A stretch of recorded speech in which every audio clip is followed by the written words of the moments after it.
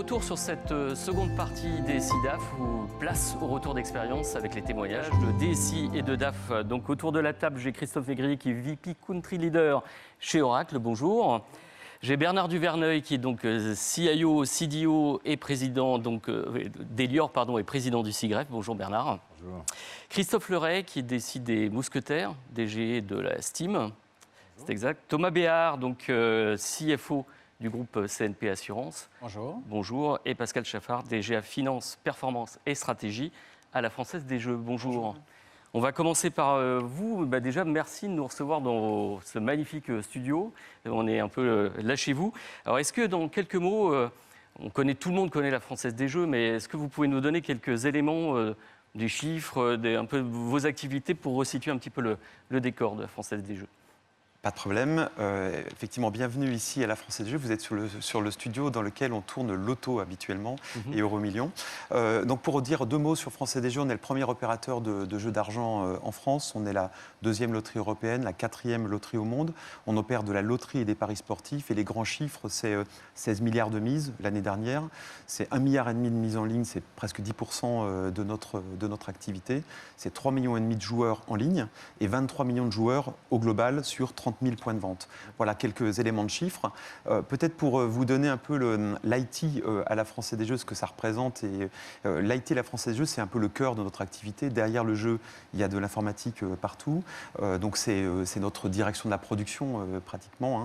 Donc on fait une distinction entre cet IT métier, avec mon collègue qui est patron de la technologie et qui est au COMEX avec moi, et l'IT classique d'une entreprise avec l'ensemble des services numériques apportés aux collaborateurs. L'IT, c'est le moteur en fait de la Française des Jeux, un peu le réacteur. Alors vous êtes DGA Finance, Performance et Stratégie, ce qui veut dire que vous êtes aussi dans la stratégie concernant le numérique, enfin en collaboration, coopération. Exactement, tout ça se fait main dans la main avec la technologie. En fait, quand on construit notre stratégie, on la construit avec le volet business, bien sûr, mais le volet technologique qui sous-tend tout ça, puisque tout à l'heure, on disait que certes, on ne peut pas faire des gosses plans, mais on ne peut pas non plus, sur des transformations technologiques qui sont assez profondes, le faire en 3 mois. Donc, en fait, tout ça, c'est une question d'anticipation et de travail main dans la main sur la stratégie de l'entreprise et comment elle se traduit en transformation technologique derrière. Un petit mot sur le contexte actuel. On est en pleine crise. A priori, le secteur du jeu dans son ensemble a plutôt profité de cette crise. C'était le cas aussi chez vous. Vous êtes en accélération. Les Français jouent plus. Alors je dirais qu'on a plutôt bien résisté malgré la crise. Tout le secteur du jeu n'a pas du tout profité de la crise. C'est de la même manière, la partie en ligne qui a été boostée. L'année dernière, au moment où le premier confinement a été mis en place, instantanément, on a eu un doublement de notre activité en ligne. Ce qui veut dire d'ailleurs, dans notre stratégie technologique, il fallait s'être préparé à ça, puisqu'on ne double pas comme ça la capacité, donc si on ne s'y est pas préparé à l'avance. Donc effectivement, on a eu une augmentation très forte de notre activité en ligne, parce que les Français avaient du mal à aller dans nos points de vente, même si 80% de nos points de vente sont restés ouverts. Faisait partie les bars, tabac, presse, oui. Des points de vente dits essentiels. Donc voilà, donc un doublement de l'activité en ligne sur la loterie. Beaucoup d'inscriptions de nouveaux joueurs. On a eu plus d'1 million de nouveaux joueurs inscrits sur nos plateformes. Donc effectivement, il y a eu un développement assez fort de l'activité en ligne, comme je ne l'ai peut-être pas encore dit. Sur la loterie, on a fait plus 60% en digital l'année dernière. Au global du groupe, on a fait plus 40% sur le digital, même si au global, notre activité a été en retrait, parce que sur les points de vente, évidemment, c'était quand même beaucoup moins facile. D'accord. Le maître mot, c'est l'agilité, en fait. Ça s'est déplacé. Et un point important aussi, c'est que vous exportez votre savoir-faire. Exactement. À l'étranger. En fait, ce qu'on a fait comme choix, c'est de maîtriser le cœur de nos technologies. Donc on est peut-être aussi un petit peu spécifique de ce côté-là. Donc on les maîtrise dans leur développement, on les maîtrise aussi dans leur exploitation, dans les data centers. Et en fait, ces technologies associées au savoir-faire métier qui va avec, on est capable de l'offrir à d'autres opérateurs de jeux. Alors ça va d'opérateurs européens à des opérateurs anglo-saxons en Amérique du Nord, par exemple. On fournit l'ensemble des paris sportifs à la loterie de l'Ontario. On fournit aussi des services de loterie aux loteries scandinaves. On fournit des terminaux de prise de jeu à l'Allemagne. On fournit même l'Israël. C'est pour dire, en matière de technologie, Et de sécurité. et de sécurité, c'est une bonne référence. Et en marque blanche, en fait. En marque blanche, exactement. C'est en B2B en marque blanche. Très bien. Thomas Béat, bonjour. Donc, vous êtes CFO de CNP Assurance. Alors, tout le monde connaît CNP Assurance, mais aussi quelques mots comme Pascal Chaffard sur la dimension du groupe, sur ce que ça représente. Oui, on est un assureur de personnes. On est présent sur 2 continents, en Europe et en Amérique du Sud. On est le numéro 3 au Brésil et le numéro 2 en France. Et on est au sein du pôle financier public dans le cadre du groupe Caisse des Dépôts, Poste et Banque Postale. En termes de taille, quelques chiffres. On est à la fois petit et gigantesque. Petit par le nombre de salariés dans le groupe au niveau mondial. On est à peu près 5000 salariés. Et puis, en termes de taille, on gère plus de 440 milliards d'euros d'actifs, avec 36 millions d'assurés sur ces 2 continents. Donc, ce qui fait une des premières caractéristiques en termes d'IT, qui est cette capacité à adresser un grand nombre d'opérations qui sont effectuées avec ses clients. Et le deuxième élément dans l'ADN du groupe, c'est qu'on est en B2B2C. On a des partenaires bancaires en général. Et la deuxième caractéristique de l'IT, c'est de s'interconnecter avec l'IT des partenaires pour adresser les clients. Un fonctionnement en écosystème. Et quelques mots un peu sur cette crise que nous vivons tous actuellement. Comment vous l'avez vécue ? On est tous en télétravail, quasiment, quel que soit le pays. Et ce qui avait pu être initié en France au moment des grèves, SNCF a trouvé son plein essor. Et l'activité se poursuit, mais à distance, avec les clients et des réseaux qui continuent de voir les clients. Alors la DAF et la DSI duo gagnant, vous avez parlé dès les premiers propos de l'IT. En fait, c'est un des moteurs. Comment fonctionnez-vous ? Quelles sont vos relations avec la DSI ? Je dirais qu'il y a 3 volets à cette question. On est avec Hervé Toumir, qui est responsable de l'informatique, tous les 2 présents au comité exécutif. Et on est ensemble business partenaire au service du développement. L'informatique, compte tenu du nombre de clients, de l'interconnexion, ne s'appelle plus chez nous DSI, mais DEXI, qui est Direction de l'expérience client et système d'information. Les 3 volets. Le premier volet, c'est ensemble, on essaye d'atteindre et de servir au mieux le plan stratégique, avec une dimension numérique de transformation que l'on comporte avec Hervé et moi, avec cette évolution. Je reviendrai un peu plus tard sur la manière dont on fait l'alignement stratégique des projets informatiques avec le plan stratégique. Ça, c'est le premier volet, cette transformation digitale qui est important et qui est multidimensionnelle. Le client, la data, le process, l'excellence opérationnelle et les coûts qui font qu'il y a besoin en fait des dimensions des uns et des autres pour adresser le sujet. Le deuxième point, c'est une grosse dépense informatique avec 100 millions d'euros de projet. On est à un haut niveau depuis 5 ans. On est à ce niveau-là. C'est à peu près 40% des budgets de l'entreprise, quand on ajoute le projet plus le run. Et le deuxième sujet, c'est d'être partenaire, en gros, de l'informatique en tant que directeur financier pour l'aider à adresser les sujets d'excellence opérationnelle. La massification, comment réduire le nombre de prestataires, passer d'une 40aine à une 20aine, le cross-shore, le cloud, l'ensemble en fait des dimensions, l'urbanisation, l'agilisation, l'ensemble des dimensions qu'adresse le DSI, que je regarde avec le prisme de l'excellence opérationnelle. Ça, c'est le deuxième volet. Puis le troisième, on est aussi, comme le disait Jean-Claude, un cordonnier, avec un système d'information aussi assez conséquent pour produire tout le reporting d'une boîte côté et tout le système d'information qui va avec. Alors pour revenir sur la première partie, aussi de gros enjeux sur la data, c'est des sujets qui sont majeurs au sein d'un assureur, sur la maîtrise des données. Bernard Duverneuil, alors vous êtes là avec une double casquette, vous êtes CIO, CDO d'Elior et aussi président du SIGREF. Quelques mots peut-être sur le SIGREF, qui est l'association des grandes entreprises françaises. Le SIGREF, c'est 150 entreprises membres, les grandes entreprises et l'administration française, qui a fêté ses 50 ans l'année dernière, alors pas très dignement comme on aurait souhaité, mais avec une ADN qui est basée sur l'influence, l'appartenance et l'intelligence collective. Et le groupe Elior, alors le groupe Elior, c'est un groupe de restauration de collective et de services, 110 000 salariés environ, présents en Europe et aux États-Unis, plus de 20 000 sites, principalement des restaurants, donc restauration d'entreprise, restauration scolaire, et restauration dans le milieu de la santé. Donc on voit tout de suite que par rapport à la crise... Oui, j'osais à peine vous poser la question, mais là, vous avez été frappé de plein fouet par la crise. Là. Depuis un an, principalement donc, sur la partie entreprise, le télétravail, on va dire que c'est une mesure de freinage important. Sur l'éducation, ça dépend de la fermeture des écoles. Donc là, en France, on maintient les écoles ouvertes, mais ça a été fermé l'an dernier, comme vous le savez. La Grande-Bretagne vient de réouvrir ses écoles après 3 mois de fermeture. Tout ça avec une nécessité de réactivité extrêmement importante. Donc on parlait d'agilité tout à l'heure.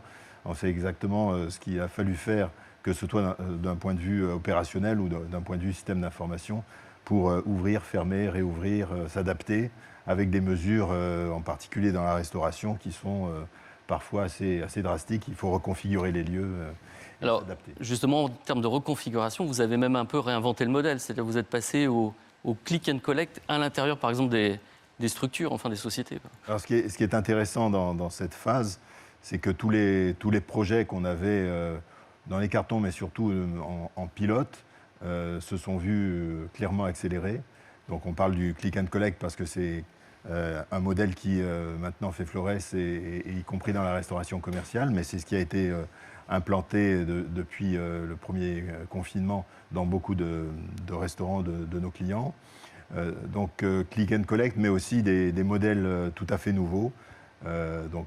Par exemple, les frigos connectés qui vous permettent de passer votre commande en ligne et de venir chercher dans un frigo. Donc là, c'est des repas frais pour soit déjeuner, soit emporter pour le soir. Donc ça, c'est des modèles qui ont été mis en œuvre et accélérés à grande échelle sur les derniers mois. En quelques mois, ça a été mis en place. Alors comment fonctionnez-vous avec la direction financière? Quel est un peu le modèle d'organisation, de gouvernance que vous avez en place, et votre fonctionnement avec la direction financière du groupe? Alors le fonctionnement, je pense qu'il est double. C'est d'une part un client et d'autre part un partenaire, évidemment. Client parce que les systèmes financiers sont importants, que ce soit pour du reporting extrêmement régulier et les indicateurs financiers. Donc ça, c'est la clé de voûte de l'entreprise sur le plan du fonctionnement et des résultats. En tant que partenaire, et surtout pour le digital, c'est absolument indispensable de travailler main dans la main pour définir quels sont les projets qui devront être lancés, donc une aide à la priorisation en fonction des business case, en fonction des retours sur investissement attendus. C'est aussi sur les business models, travailler concrètement sur le business model des nouvelles activités entre l'opérationnel, le financier et les responsables du digital. Et puis sur les startups, on n'a pas parlé, mais dans ces nouveaux modèles, on s'appuie beaucoup sur des nouvelles entreprises qui ont parfois 2 ans ou 10 ans d'ancienneté et qui apportent cette brique technologique qu'on intègre complètement dans nos processus et dans nos systèmes. Thomas Béard parlait d'écosystème. On est vraiment dans cette ouverture en fait, de l'entreprise vers des écosystèmes, aussi bien des fournisseurs, des clients que des startups, des écosystèmes de startups. Voilà. Christophe Leray, vous êtes directeur général de la STEAM. Alors la STEAM est peut-être moins connue, les mousquetaires sans doute plus. Qu'est-ce que c'est que la STEAM en fait? Alors les mousquetaires encore plus, et nos enseignes encore beaucoup plus, que les enseignes qui sont Intermarché et Bricomarché, pour parler des plus connues. La STEAM, c'est la filiale informatique du groupement. Donc c'est une structure légale à part entière qui construit les solutions informatique et numérique pour le groupement, pour l'ensemble des entités du groupe, et qui facture ses services avec un... C'est un centre de services et d'innovation. Un centre de services, c'est une SAS, mais ça pourrait être un GIE dans d'autres structures. D'accord. Et alors vous avez la particularité, du coup, il y a un directeur financier aussi à l'intérieur de la STEAM. Ça fonctionne comment? Il y a un directeur financier à l'intérieur de la STEAM et un directeur à la Corp. Comment vous êtes organisé? Absolument, il y a un directeur financier à la STEAM qui me rapporte, de la même façon qu'il y a une DRH. Et par ailleurs, chaque entité au sein du groupe, qui est très large, a son directeur financier. Et au niveau de la holding, une direction financière groupe qui assure la consolidation de l'ensemble des comptes du groupe. Un petit contexte sur la crise Covid. Au contraire, là, vous profitez de cette accélération. Tout le monde est allé faire son stock. C'est un secteur qui a plutôt boosté pendant cette période. Alors plutôt que profiter, je dirais plutôt contribuer à l'effort de crise. Donc oui, la période a été extrêmement active et le groupement a été présent comme tous les grands distributeurs en France et dans les différents pays pour assurer l'alimentation des Français. Donc avec des volumes de ventes qui ont effectivement cru. Globalement, ça se traduit par une légère croissance de chiffre d'affaires au niveau du groupe, mais pas forcément de résultats majeurs, puisque les charges également ont augmenté de façon conséquente en raison de la situation de crise sanitaire et des protections qu'il a fallu prendre. En revanche, dans cette situation assez plate, une chose qui a émergé de façon extrêmement conséquente, comme dans d'autres secteurs, c'est l'e-commerce. Nous avions une activité e-commerce sur intermarché.com qui était significative. Elle a cru de 80% en 2020. Et en fait, le réseau est composé d'indépendants, ce sont des entrepreneurs à la main. Alors, tout à fait. Donc, le groupement des Mousquetaires, c'est un groupe qui regroupe des chefs d'entreprise qui possèdent leurs magasins en France et dans quelques pays en Europe, et qui se sont rassemblés dans une sorte de coopérative pour mettre en commun les moyens dont ils ont besoin pour remplir l'activité de commerçants. Donc les achats bien sûr, la marque, la communication, la logistique et l'informatique, et le numérique bien sûr, mais également avec une stratégie d'intégration verticale très forte, puisqu'on est dans une logique d'indépendance qui est extrêmement forte, qui nous amène à avoir des forces vives sur l'ensemble des métiers, y compris sur l'informatique et le numérique, puisqu'on a à peu près 70% de l'effectif qui est interne, avec une stratégie d'internalisation assez forte, mais également une logistique en interne, et également une intégration verticale qui remonte jusqu'aux moyens de production de produits alimentaires, puisque nous avons un pôle agroalimentaire qui est très conséquent, avec 62 usines en France. Vous avez même des bateaux. Il y a même des bateaux de pêche. Absolument. Alors, est-ce que c'était aussi l'opportunité d'accélérer sur le numérique aussi au sein des magasins? Parce que la vente en ligne, certes, mais est-ce que ça a permis peut-être d'accélérer certains usages du numérique dans les structures? La vente en ligne, en fait, est directement connectée au magasin. On est vraiment dans un monde omnicanal. Avec le click and collect aussi. Et les deux interagissent en permanence. Donc la suractivité qu'on a pu connaître sur l'e-commerce, elle s'est traduite dans des systèmes et sur les équipes informatiques en amont, mais bien sûr également dans les magasins pour tous les collaborateurs qui préparaient les commandes. Il y a eu des périodes extrêmement chargées. Ça, c'est pour ce qui est du schéma classique de drive, pour employer le terme consacré dans le monde de la distribution alimentaire, de click and collect sur le bricolage, mais également maintenant d'autres besoins qui émergent effectivement. Je pense notamment au monde du bricolage, dans lequel on se rend de plus en plus vers du conseil aux clients, de l'accompagnement des projets, qui implique d'équiper en moyens digitaux divers et variés l'ensemble du parcours client dans le point de vente et les vendeurs dans le point de vente. Très bien. Christophe Négrier, vous êtes VP Country Leader Technologie chez Oracle. Quelles sont vos missions? Quel est votre rôle au sein de la structure? Bonjour Olivier. Écoutez, moi chez Oracle, je en charge l'ensemble des activités qui ont trait à la technologie et au cloud pour Oracle en France.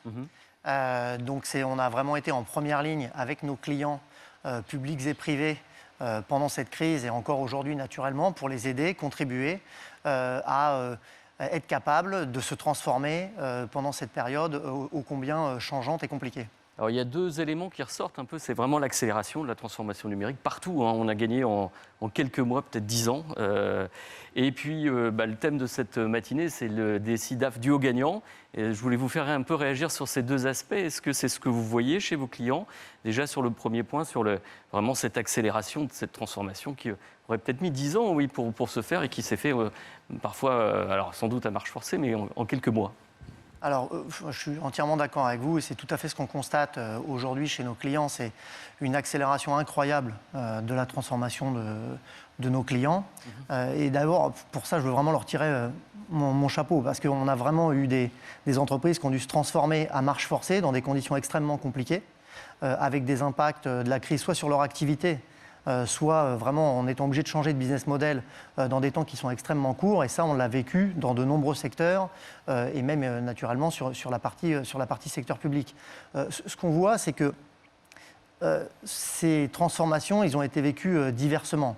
Il y a des impacts qui sont communs, les impacts autour naturellement d'une plus grande efficacité opérationnelle des entreprises qui est nécessaire, avec un besoin fort de flexibiliser aussi les coûts pour faire face justement aux coups de frein dont on a parlé ou au contraire à l'accélération que d'autres secteurs ont connue. Et cette espèce de normalité qui est difficile à définir, elle a été vraiment prise en compte par les entreprises en se transformant pour atteindre ces objectifs-là. On est vraiment dans du stop and go. On sait qu'on doit augmenter la voilure, la réduire, en cas de reprise de reprendre très vite. Donc le maître mot, vous l'avez dit Bernard Duvernet tout à l'heure, c'est l'agilité, c'est vraiment le cas. Et sur la collaboration des SIDAF, alors sur l'évolution que vous avez pu voir ces dernières années, et puis justement en cette période de crise, est-ce que cette coopération s'est renforcée? Est-ce qu'on parle de DSI partenaires? Est-ce que c'est des choses que vous voyez vraiment on est parti du postulat du haut gagnant. Est-ce qu'il se concrétise là, sur le marché? Je crois que le pendant de ce qu'on a vécu, c'est aussi une innovation qui est grandissante, qui est incroyable. Et cette innovation, elle est possible et on voit qu'elle est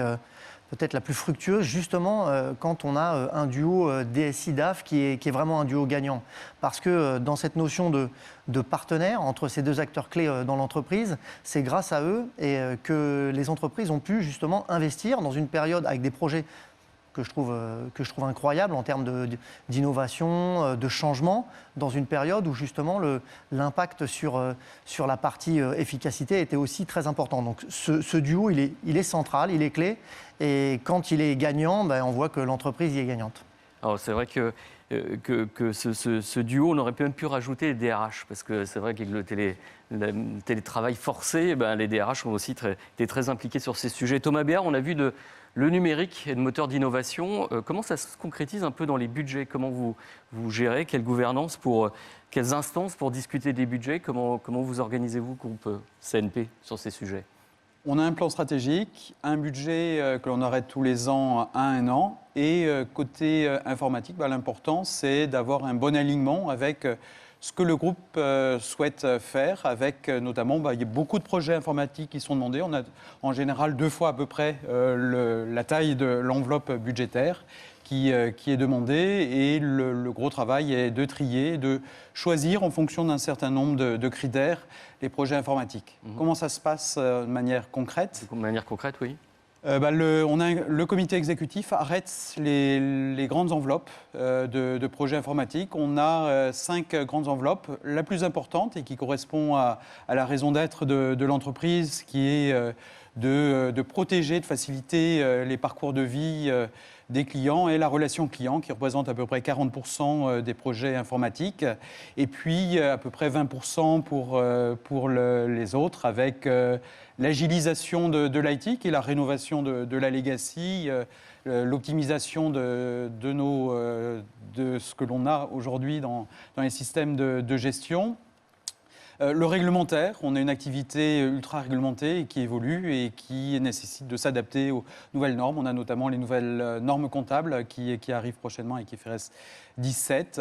Et puis la partie excellence opérationnelle qui vise à fluidifier les processus, augmenter le self-care. Est-ce qu'il y a eu des révisions là, pendant la crise ou il y a certains arbitrages qui ont été nécessaires Honnêtement, on est assez résilient et donc on poursuit sur le trend qui est ça. On essaye d'augmenter la partie relation client, d'accélérer la partie digitalisation avec notamment le fait qu'en termes de KPI et d'indicateurs, ce qui compte, ce n'est pas seulement ce que l'on fait nous, mais la manière dont c'est perçu par le client. Donc aller davantage vers des indicateurs de satisfaction client de type NPS pour savoir exactement comment est perçue la qualité client et pas seulement regarder la numérisation vers nous. Le client est au cœur en fait du système, quoi. Mais justement, quand on parlait d'indicateurs, il y a eu des réactions dans la première partie sur justement le poids qu'il peut y avoir sur la direction financière de mesurer en fait la création de valeur du numérique. Qu'est-ce que vous pouvez mettre en place justement pour mesurer cette création de valeur?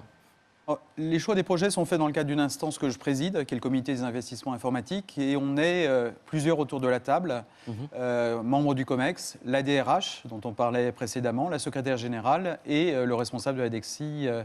Et ensemble, on voit passer les projets. Et le point important chez nous, c'est que les projets ne sont pas défendus par l'informatique, mais par les métiers, et ils viennent accompagner de l'informatique pour défendre les projets. Et on va les passer à la moulinette des différentes indicateurs, pas seulement financiers, mais d'apport client, d'optimisation des processus, de digitalisation, et puis au regard des 5 enveloppes, et on respecte cet équilibre dans le choix. Je reviens à la première question qui a été posée sur la première partie, sur justement l'étendue des indicateurs. Vous êtes aussi sur d'autres types d'indicateurs, sur la responsabilité sociétale de l'entreprise. De plus en plus, vous avez cette responsabilité aussi d'indicateurs beaucoup plus larges que la simple performance financière. Comme le disait Jean-Claude, le tableau de bord n'est pas que financier. Le résultat, c'est très bien, c'est le royaume du directeur financier, mais le tableau de bord, il doit couvrir l'ensemble des dimensions. Et la stratégie, le plan stratégique se fait certes avec des trajectoires financières, mais pour arriver à ces trajectoires financières, il y a toute une évolution de l'entreprise qui doit être considérée, et la partie extra-financière fait partie de la communication financière comme entreprise cotée que l'on doit à nos actionnaires, et c'est l'ensemble de ces dimensions qui est adressé. Parce qu'à Chaffard, je vous voyais acquiescer tout à l'heure, vous êtes un peu aligné avec le même fonctionnement que CNP Assurance sur les arbitrages, les discussions des budgets. Il y a beaucoup de points, effectivement, qui sont convergents avec ce que vient de dire Thomas. Effectivement, nous, comme ce qu'a dit Thomas, tout part de la stratégie, en fait. Et cette stratégie, elle est travaillée sur une stratégie métier, mais aussi sur une stratégie de transformation technologique qui va avec. Et après, le travail qu'on fait, c'est faire accoster la transformation technologique avec les besoins des métiers. Ça, on le fait grâce à un PMO stratégique qui est chez moi, mais qui travaille main dans la main avec la partie IT. Ça nous permet de définir effectivement les grandes enveloppes des projets annuellement.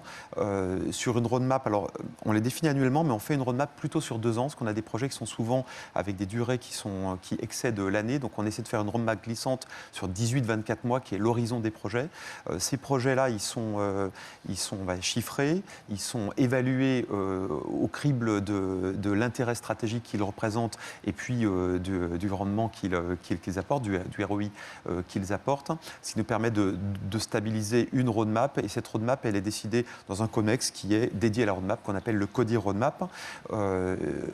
Ensuite, ce qu'on fait comme travail, c'est que, et là je rejoins aussi Thomas, les gens qui viennent défendre les projets, c'est les métiers, en fait. C'est les métiers qui, évidemment, il y a un fort coût IT lié au projet, mais c'est les métiers qui viennent défendre les projets. Mais une fois que le projet doit passer en mode réalisation, en fait, le grain de travail sur l'IT n'est pas nécessairement le même que celui sur le métier. Donc on a découpé l'IT en différents streams qu'on appelle chez nous les usines IT, différents pans du système d'information.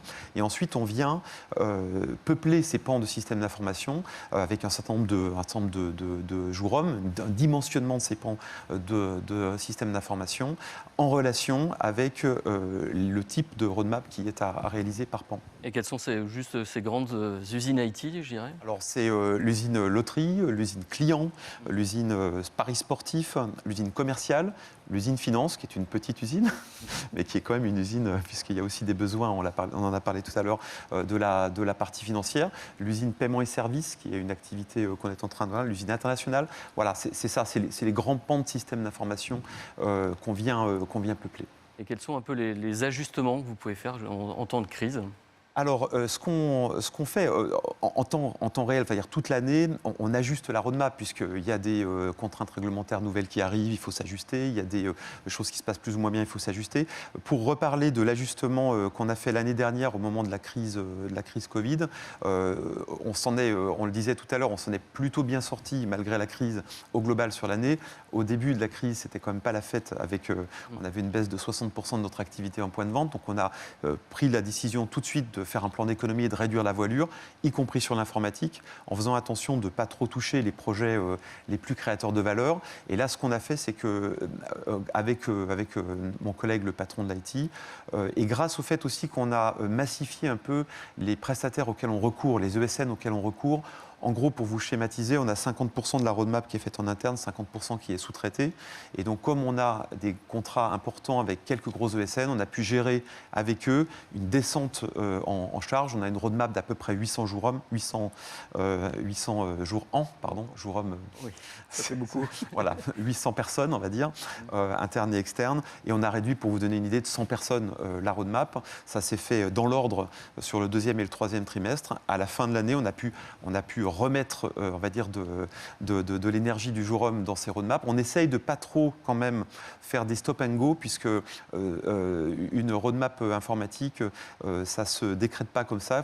Il faut qu'il y ait une montée en compétences, une montée en puissance des compétences. Et donc, du coup, ça se pilote au moins à 3 mois à l'avance. Mais le numérique est aussi un levier d'agilité. Si on parle de cloud notamment, ça vous permet d'augmenter, de réduire la voilure, l'industrialisation, l'automatisation, sont aussi des leviers. Pas simplement les hommes, mais aussi ces aspects technologiques. Exactement. C'est un peu le cas. Christophe Négrier, alors justement, comment faire, sur quel levier on peut s'appuyer pour réduire, reprendre? On est vraiment dans du stop and go, là, on le vit. Quelles sont un peu les innovations que vous voyez qui peuvent être source d'agilité? Je crois on est plusieurs à l'avoir dit. Il y a un premier volet qui est important, qui permet d'apporter cette agilité, c'est le recours au cloud de manière générale, qui permet l'élasticité que vous venez de décrire et de pouvoir adapter vraiment l'usage que l'on a de la technologie avec les besoins qu'on en a à l'instant T et de pouvoir ainsi variabiliser aussi bien ses coûts mais la valeur qu'on en tire également. Donc le recours au cloud de manière générale, cloud public, il a été massif. Ça, c'est une certitude. Il y a un autre volet que moi je vois également, c'est qu'il a fallu aussi pour nos clients s'ouvrir énormément.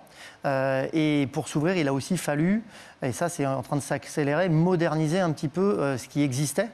C'est-à-dire vraiment de pouvoir dire comment je peux ouvrir mon système d'information, le variabiliser, l'ouvrir à des partenaires, à des startups, on en parlait tout à l'heure, avec une intégration qui se fait de bout en bout, et avec en filigrane de tout ça des problématiques compliquées. Là, on peut parler de cybersécurité notamment, qui sont des enjeux centraux aujourd'hui pour les entreprises. Donc on a vraiment tout le cloud qui a permis de travailler sur ces sujets-là. Et puis il y a après aussi, j'ai envie de dire, la valeur que l'on va tirer du patrimoine de données des entreprises. Ça, c'est aussi un volet qui est extrêmement important. On voit pas mal d'entreprises qui aujourd'hui mettent en place des digital factories pour essayer des nouveaux use cases, des nouvelles applications, avec naturellement la nécessité, quand c'est successful, de pouvoir passer à l'échelle, grandir et de déployer ces innovations.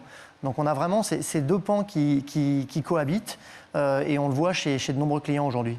Avec un ROI aussi qui n'est pas forcément facile à mesurer. On parlait des indicateurs de création de valeur, c'est aussi une problématique. Et puis entre le ROI, le TCO global des projets, c'est aussi pas forcément évident de prouver cette création de valeur. Absolument. Je crois qu'aujourd'hui, il y a des indicateurs qui restent là. C'est-à-dire que les indicateurs financiers sont toujours naturellement présents. Par contre, les indicateurs, on parlait de NPS, on parle d'apport métier. On voit qu'il y a de nouveaux indicateurs qui rentrent en ligne de compte.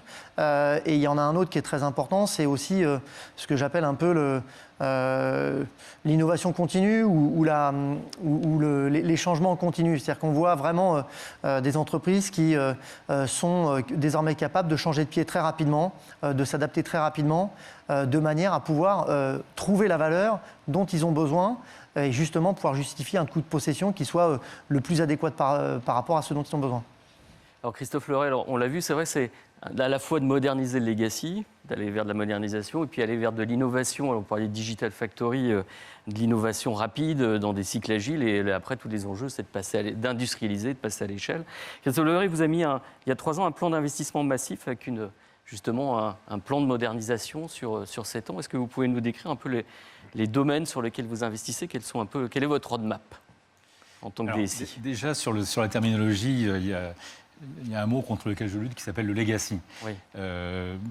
Parce que dans l'acception qu'on en fait en France, c'est tous les vieux machins qu'il faut tuer. Et des fois, on ne peut pas les tuer non plus. Déjà, si on traduit le terme legacy en français, c'est héritage. L'héritage, c'est plus noble. Il y a de l'actif et du passif. Absolument.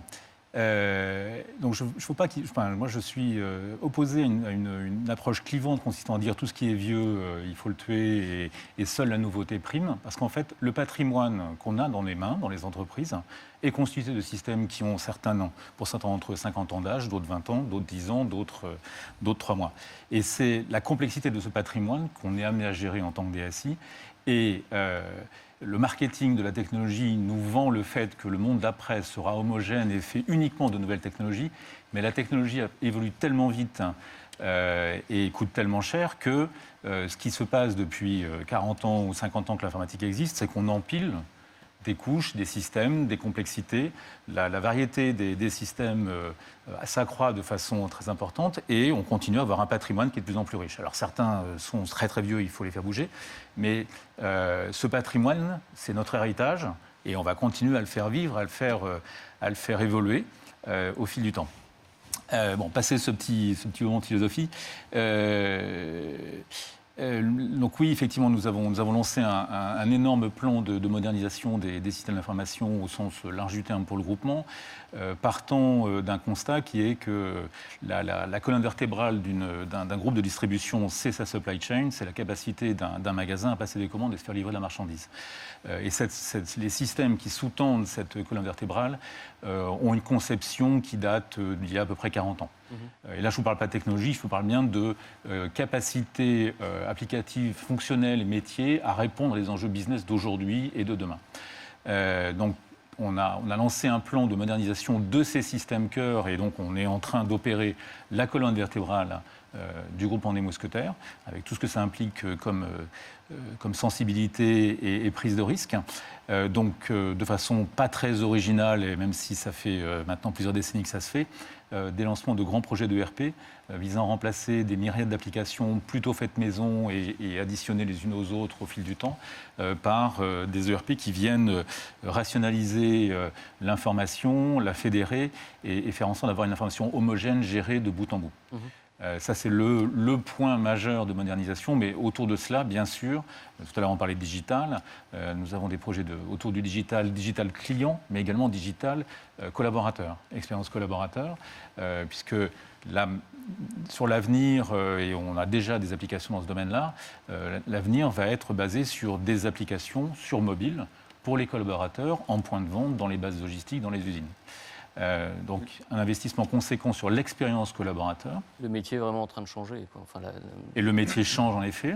Et puis enfin, un volet data, bien entendu, pour exploiter la donnée de façon beaucoup plus cohérente et aller chercher de la valeur selon les mots à la mode, mais en tout cas exploiter une information de façon intégrée et effectivement être en mesure, une fois qu'on aura, et ce n'est pas encore tout à fait le cas, mais on y travaille, des socles de données cohérents et complets, des systèmes d'IA qui permettent d'aller faire des choses très intelligentes, par exemple, anticiper la rupture dans les rayons pour faire en sorte qu'avant même qu'un rayon soit en rupture avec un rayon vide où il vous manque le produit que vous voulez acheter, la supply chain est anticipée et soit mis en œuvre l'approvisionnement du magasin avec l'article, non pas qui manque, mais qui va manquer. Qui va manquer. On est vraiment vers l'utilisateur augmenté, quoi, assisté par l'IA.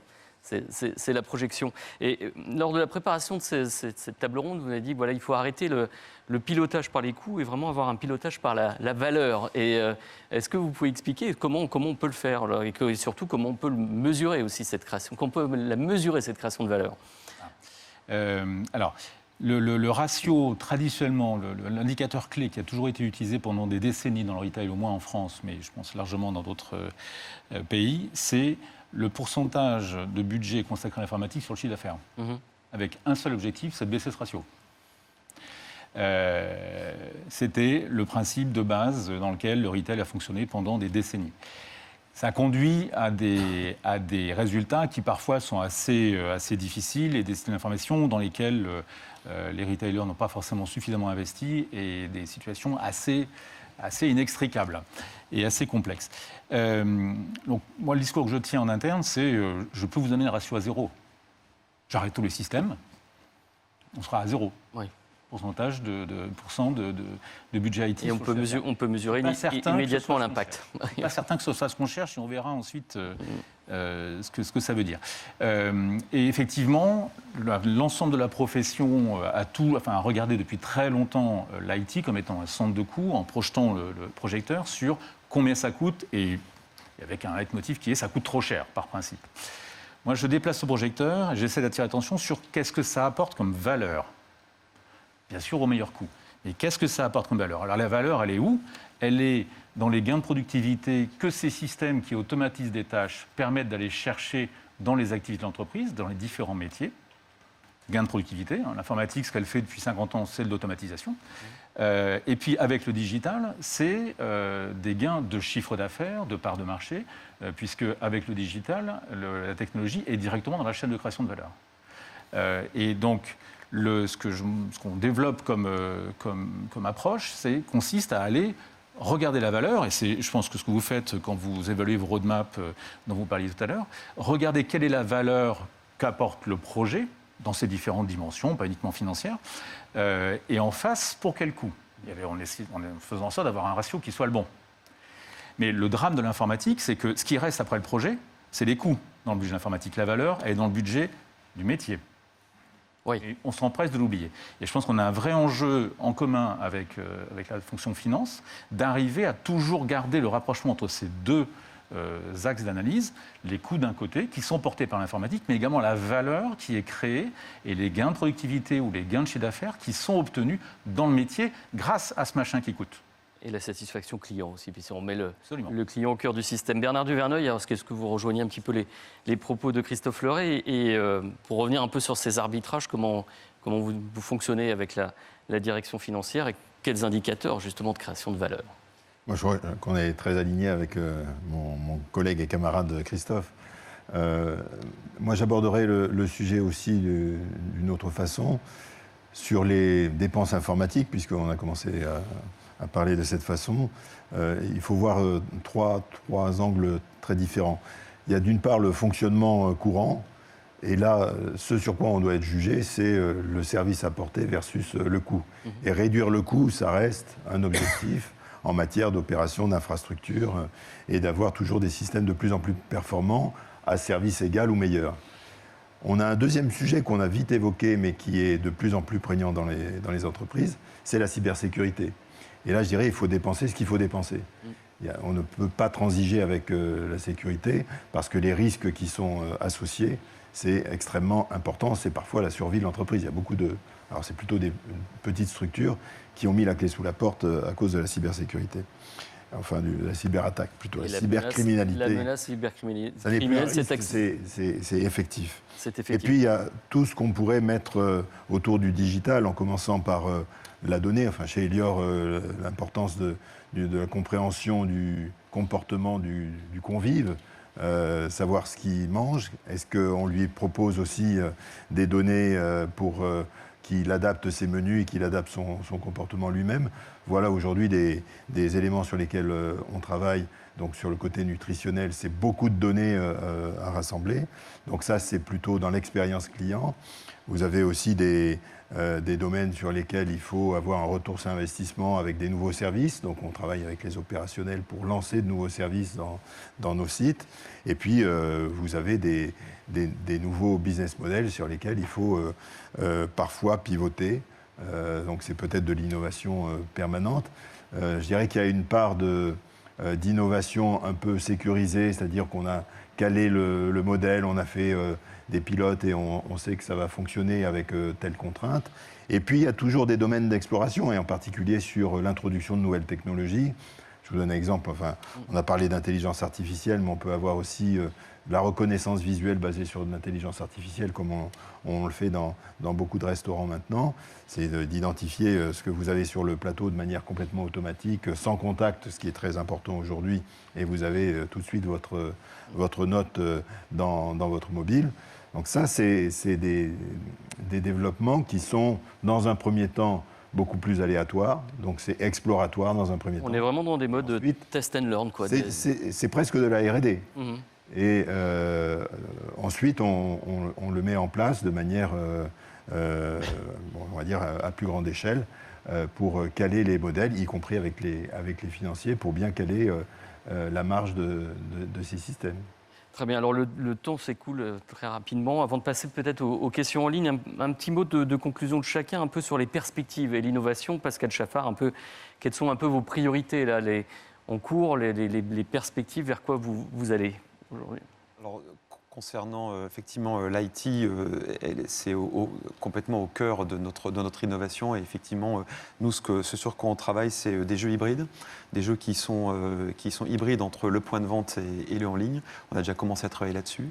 On travaille aussi à massifier la production de nos jeux en ligne. On a construit une plateforme d'échange, finalement, une sorte de place de marché avec des loteries nordiques pour être capable de produire plus de jeux, c'est un enjeu fort.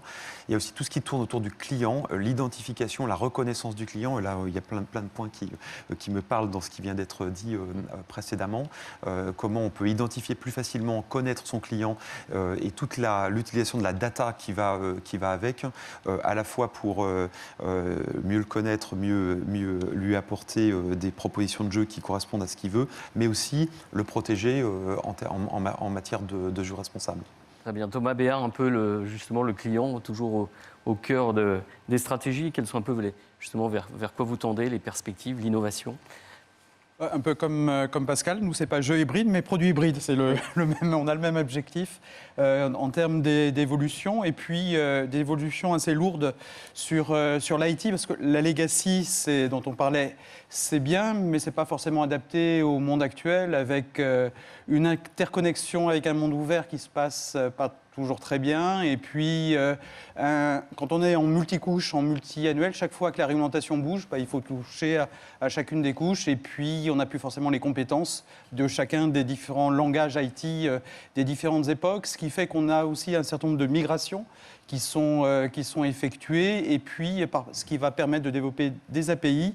Et au sein de la direction financière, on a créé une équipe de Data Lab, de data scientists qui vont faire du machine learning et qui vont essayer à la fois à faire du marketing prédictif et puis à la fois de l'automatisation de processus pour automatiser tout ce qui est plus administratif, de façon à ce que les équipes, chez nous et chez les partenaires, adressent avant tout ce qui compte le plus par rapport au client, qui est l'humain, plutôt que la réalisation des tâches administratives. Et donc, développement de self-care, épaulé par de l'intelligence artificielle pour automatiser tout ceci.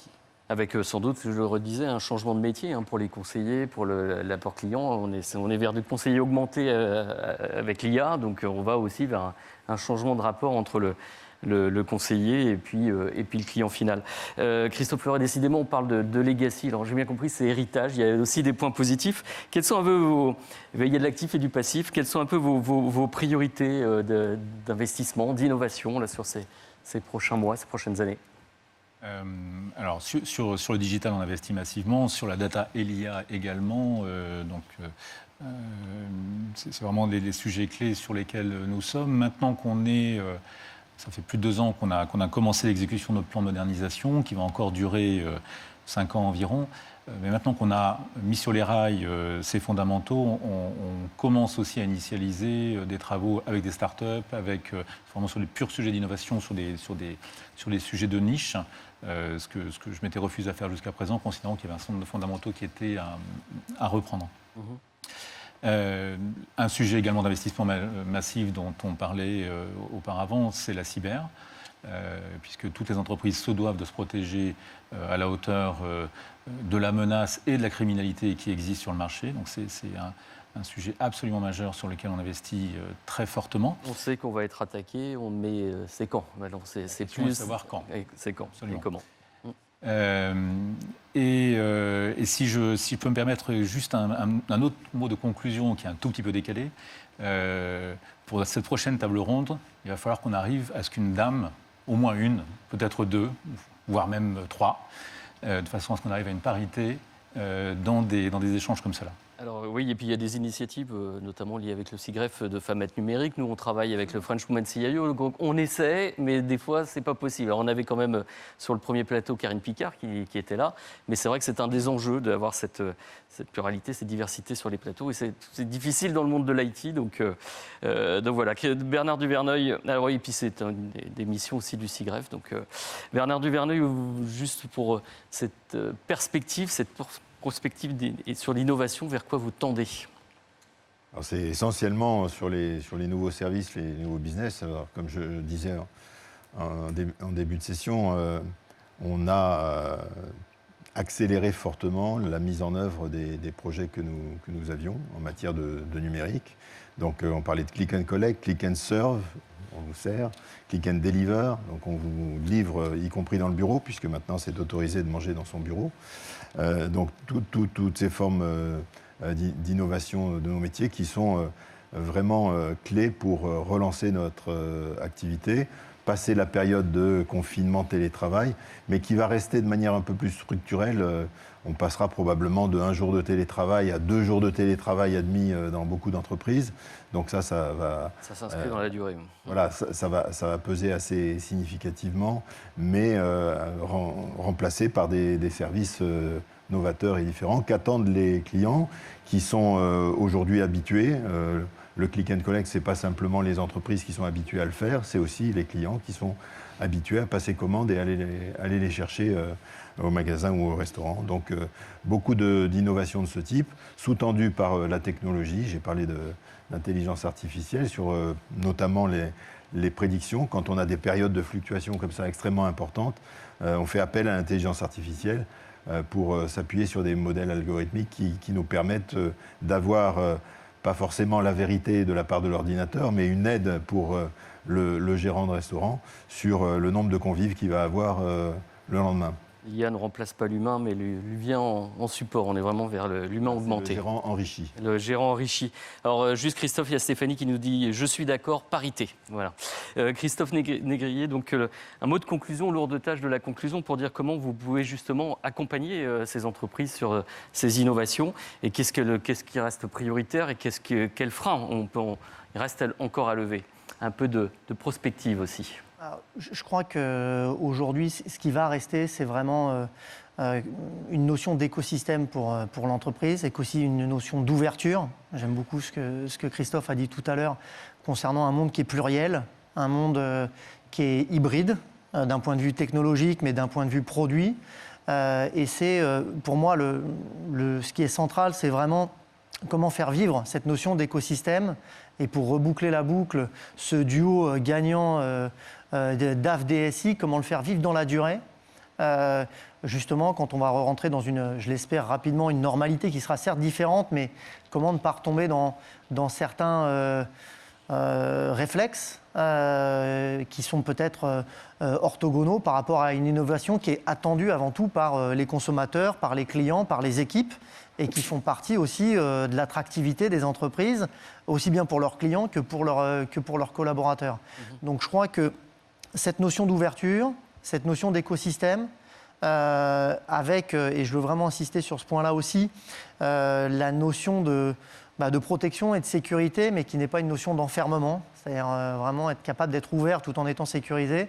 Et je pense que c'est un paradoxe qui est difficile à gérer. Qui est incroyable. Et je pense que ça sera continu et ça ne va pas s'arrêter demain. Alors, quelques questions. Alors, peut-être première sur le côté financier, Thomas ou Pascal, sur quelle est la solution de financement la plus adaptée à la transformation numérique impliquant le hardware et le software? Est-ce qu'on va plus vers du financement bancaire, des fonds propres, de l'allocation financière? C'est vrai lorsqu'on parle par exemple de la transformation du poste de travail, de l'environnement de travail, on va vers des modes desktop as a service avec des modes un peu. Est-ce que vous voyez une évolution justement sur ces financements? Alors, je ne sais pas si vous voulez réagir, Pascal ou Thomas. Chez nous, on est, comme entreprise d'assurance, le modèle financier qu'on a, c'est pris dans les frais généraux et en fonction des dimensions du projet, amorti sur la durée de vie des projets. Je n'ai pas cette question de financement par le type d'entreprise que l'on est. Je sais pas, côté c'est la même chose pour Français des Jeux, on n'a pas cette question-là. En revanche, effectivement, on va davantage investir sur le cœur du business et l'informatique du collaborateur. On va davantage la sous-traiter, en fait. Mais il n'y a pas la question du financement qui se pose telle que vous... Réaction aussi sur on parlait du duo DSI-DAF, sur le rôle de la DRH, notamment là, sur ces temps de crise, et d'associer la DRH sur les compétences internes et externes requises pour piloter et réussir la transformation. Je ne sais pas, peut-être une réaction, dire le rôle moteur aussi, on est là pas simplement un duo, mais triptyque DSI, DRH, DAF. Peut-être Christophe, je vous sens vouloir réagir. Oui, bien sûr. Enfin, on parle beaucoup de technologie quand on parle d'informatique, mais en fait le sujet il est moins technologique que organisationnel, humain et process. Et dès qu'on parle de ces sujets-là, on parle de change.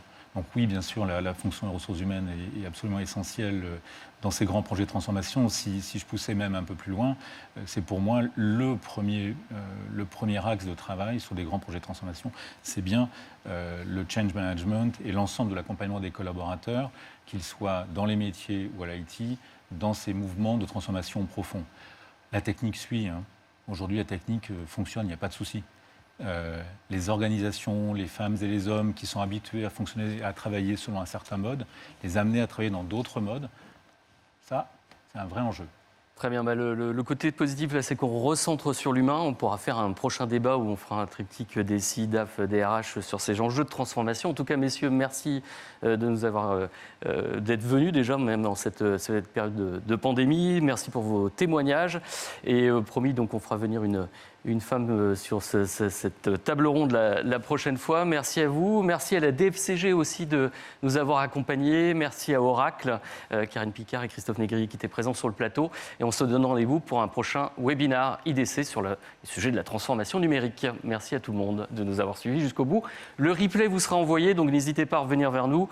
Si jamais vous avez des questions, il y avait beaucoup de questions et de réactions, on n'a pas pu tout prendre. Donc on viendra soit directement vers vous, soit sur de la mise en relation. N'hésitez pas à revenir, de nous réclamer aussi le replay de l'événement. Voilà, merci à tout le monde et à un prochain événement IDC.